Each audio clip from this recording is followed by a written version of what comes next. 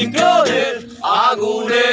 জমে থাকা ব্যথায় আমার শেষ বিকেলের ধোকা কোন রোদে দুপুরে তোমায় ফিরে পাবো বলে অন্তহীন ধোকা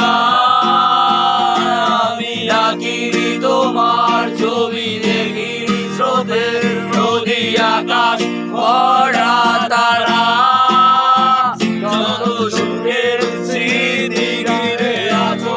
তুমি পথে শেষ ধোকা